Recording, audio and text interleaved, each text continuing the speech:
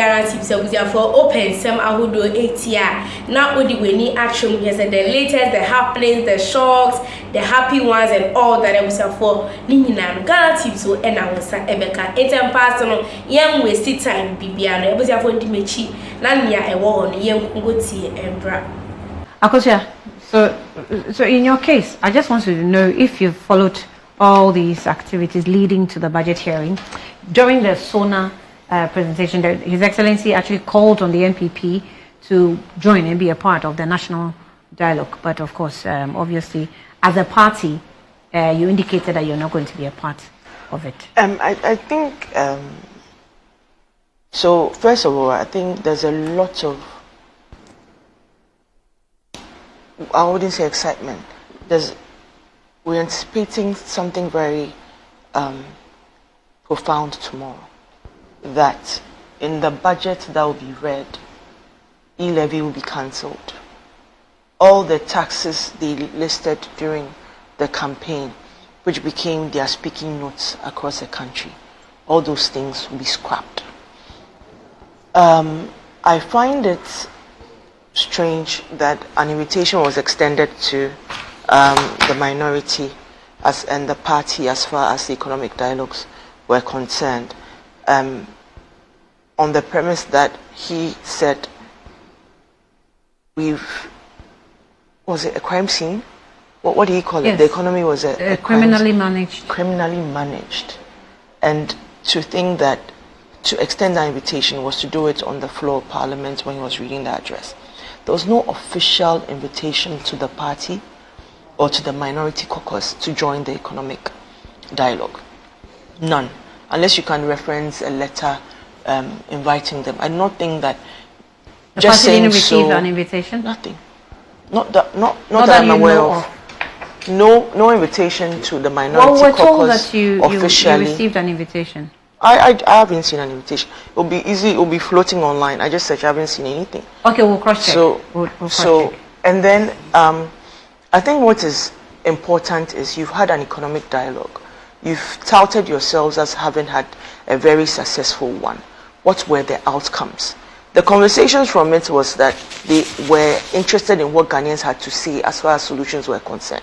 I thought it would take the form of, okay, so we campaigned on this. We submitted a manifesto saying that we will create a 24-hour economy. A 24-hour economy should not birth sacking youth from government agencies, young people who've duly gone through processes to get employment. What has the 24-hour economy, which is synonymous with creating opportunities and jobs in the system, have to do with sacking young people from their jobs? So we're campaigning and preaching one thing, and we come into government and we do something entirely different. And people make the argument that, oh, MPP did same in 2017. I do not recall as such a broad brush of literally resetting, as he said, clear every single person you can find who is even MPP that has been employed. They make the argument that was post December 7th. In some agencies, they've gone as far back as 2023. People come to work and they are giving them letters. They're actually going through month by month, sacking people from their jobs. So how is it a reset? Then clearly we are back to the dark days where you never know what is going to happen to you when you show up at your workplace. Now, the budget... Were you saying that you do not recall when you as a government sacked people? No, I'm saying that when people make the argument that we did same, the argument is that he promised that even if you felt we did wrong, he promised, and there are videos to that effect, him saying that he's not going to let anybody go. They are all Ghanaians, and he promises that when he comes into power, he promised that he's not going to let anybody go. He's not going to sack people. He said this. JM said it. There are videos to it. You can't feign ignorance on this. No, he said it. He said, I'm not going to sack. I'm not going to let people go. I'm not going to sack people. If I'm not quoting verbatim, that was a communication that he gave, that he's not going to sack. That's the interpretation you got. So who was he going to sack? That's the interpretation you got, because there's been the argument of transition notice, if you send your transaction letters and your information, did you state in the transaction that we are in the process of employing so and so number of people? And people went through processes as far as May, June, July, got their letters in December. Some got it December 7th, if it's even possible, as is being stated. No, that's those not what I'm saying. appointments I'm saying were that December 7th. the government to government. Did you state capture it? Yes, did they capture it? In the transition, during the transition process, even weeks after they had won, the chief of staff indicated that nobody should hire. Right? The chief of staff actually let, in the first of its history, actually, because I never cited a letter like that, to which people said, why? Because they have gone through the processes already. What is wrong with that? You are coming to champion a 24-hour economy. You are going to create jobs. If for nothing at all, you are confident in the policy you are going to roll out. If it's not just rhetoric, then you clearly have a plan. So tomorrow in the budget, we want to see what that plan is. The best definition I got to 24-hour economy was actually thanks to John Dumelo on how do you call it, during his vetting. I've sat with people all through last year, they couldn't articulate what it was. John captured it well, and I hope that tomorrow we'll see it. But I want to see e-levy scrapped. I want to see the so-called COVID levies that they mentioned, that they said is embedded in everything. Every single thing, including the 263 economic policies that they made. Want to see the foundations of it tomorrow in the budget. And you see, there's a very subtle attempt, very sneaky attempt to reference what is happening as far as Donald Trump has steps he's taken in scrapping all these grants and aids, and yes, and saying that it's a tough decision for the finance minister, and how is he going to navigate it? Nobody saw a pandemic happening. We said, look, this has derailed the gains we made economically. Even despite those challenges, we still have successes that this government chalked, even after that blow. So whatever challenges are happening in America, we have to find a way. Ghanaians are asking for solutions. We spoke about, Galamsey was one of the biggest issues against the previous government. As we speak, Annie, people are throwing their hands up in despair, giving up. Why? Look at what happened after the December 7th. Look at what happened with people, thugs, goons, raiding people's homes. There are people that didn't take to the media to explain, to even chronicle their ordeal. We saw people moving to state agencies with all sorts of weapons. As we speak, there are vigilante groups that have invaded mining sites in the name of our party is in power. Where they got the weapons from, we can only reference that they got those weapons in the event that December 7th, God forbid, that it would say that, MPP had won power. They were going to take power by force. Now these guys are armed, and with impunity, they are raiding mining sites. And we know this. Leaders of the groups are well-known NDC persons. What is being said about that? Which definitely then means that it wasn't that you hated what people were doing in the MPP, but you wanted to be the one to do it. You were criticizing not because you felt it was wrong, but you felt that it was your right to do it. So you come into power, your vigilante groups have now invaded mining forests. The journalist who has been consistent, Erastus, I believe is your colleague, took to his social media to say the threats on his life and all these things that are coming at him, consistently updating us on what is happening, and there's not been a clear solution to handle it, because the people you gave the weapons to are the ones holding it to your head, telling you that, well, you're not going to give us jobs in your government institutions, so we are going to make sure that we also earn a keep, and that is to raid these sites. Annie, somebody made a suggestion on radio today, and I think I'll be happy to see it if it would happen, that there are persons behind these Galamsey acts. There are people who seemingly look innocent, businessmen, whatever, and they're the ones funding these activities. Put a freeze on their accounts. put a freeze on the account. Otherwise, the tag that he wants to say that is a criminally supervised economy, then he indeed has embraced it. Because as we speak, this is a criminally supervised governance with vigilante groups with known leaders that the NDC knows that have invaded forests and are doing the unthinkable. Is that activity wrong? Is that activity wrong? Of course. No permits, nothing. Look at what happened in Obuasi. It's wrong. It's wrong. Okay. If you call us, if you say that this is what we did, and on the back of it, when you come, you do differently.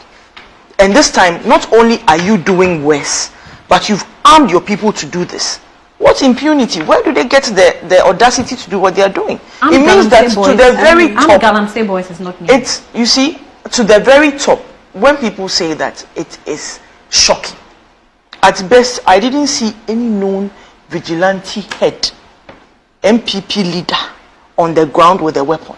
Even as we speak, you didn't see beyond the story of the same Erasmus. Annie, if you said it was bad for us, you mentioned and you came, if you said it was bad for us, you highlight what you achieved in 120 days, and within 120 days, even less than 4 weeks, MPs in these areas are throwing their hands up in despair because the people are telling us that. But when you came to campaign, there's a video to that effect. You told us that you will allow us to do it. On what permits are they being allowed? So if yes, we are being accused of having done same, and you have the opportunity to reset it, it is not to see that you actually, since we'll be using, how do you call it, medical terms all morning, put it on steroids for them to do the worst. It is wrong. Wrong is wrong. We should call it out, because at the end of the day, these weapons that are in the system that they gave these people will turn against them. And when it does, nobody is going to say anything in defense of them. It seems to be a very glorious honeymoon period. And yes, but it would move on. And when it moves on, the propaganda will be seen to be the lies for which they keep telling us. We're talking about, another thing I want to see is power cuts or doomsday as we've seen it. I listened to the energy minister, and he said that we're exporting 300 megawatts of power as we speak, and that there's no load shedding because we are meeting that. We all know there are built agreements that have been there since even Akosombo Dam was built. Export to happen. But people are crying that the lights are going on for a long period of time, and it seems almost routine. Give us the reasons why. It's not to say that we're exporting solar. Tomorrow, I want to see a clear response on that, on what we're experiencing. Do you have information on what the NPP left behind as far as energy is concerned? Oh, the information. Because if you want to have power security, at least you should have some 6 months. Let me give you, as we speak, breathing space. The new government is embracing themselves and clapping for themselves on a new power plant similar to Ituabo. We initiated that process. So if that process started to actually augment our generation, then indeed for them to continue means it's a good thing. So that is a legacy right there. No, but that's a plant. I'm talking about power reserve, as in what we left behind, so that we can, at least the nation can depend on, at least for, we for generate 6 months. power every day, and we generate power based on what systems we put in place. And I'm telling you that as we are speaking, one of the things that we did was realizing that liquid fuel was more expensive than gas. So that is why that plant, I believe it's called Train 2, will be coming on board. And when it comes on board, we should know that its antecedent or its generation or its idea started under the NPP government. We do not store power and say that we are sharing it as and when. If we were doing same, then it means that we even have power cuts. If you are talking about debt, they left us debt. We also left some debt. Everybody leaves debt behind. You have to manage it. So the excuses have to end at a point, and I think that Ghanaians will soon get tired, because I see the fatigue, and it's almost becoming the same cycle. Like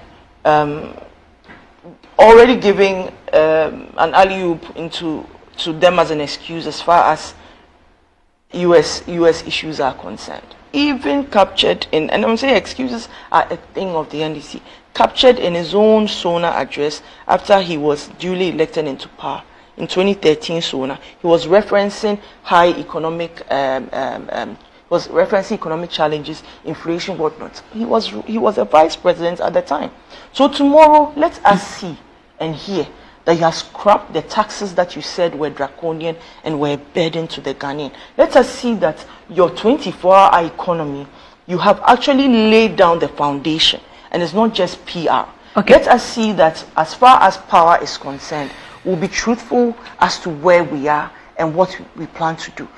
Let us see that the things that you said, you're not going to hang it on excuses that are happening in America. Because when we told you that a once-in-a-100-year issue had happened, you told us that no, it was neither here nor there because we got support. So those are the things that we want to see. We have to fix the problems, less excuses, less propaganda. Let's stop the propaganda and actually govern. Because we want to actually see, I want to see them succeed. There are people that voted against the NPP because of e-levy. Scrap it. We have to help them scrap it. There are people that voted against the NPP because of betting tax. Scrap it. There are people that hope to see that the small window of power challenges that we experienced in the first quarter of last year, they don't want to see it again. Even though you kept us in the dark. A short window of power challenges. Yes, we had challenges last year. There was a short window. It was 3 months. It's been 120 days. It was been 120 days. Okay. So if we look at the amount of time, then certainly they have an opportunity. Yes. So reset is not sucking people from their workplaces. Okay. Reset is not weaponizing your vigilante groups to invade forest and mine. I'll give it a chance. Reset is ensuring that the continuous progress that we all hope to push in and out of government continues. I was having a master pass and would image the cotier and send a bias. Now, the comment in the Ŵhocking, our comment section. I'm much pray. I can Nina Eddie Amo. I had a Ghanatube for the story as usual. I was there for my crown.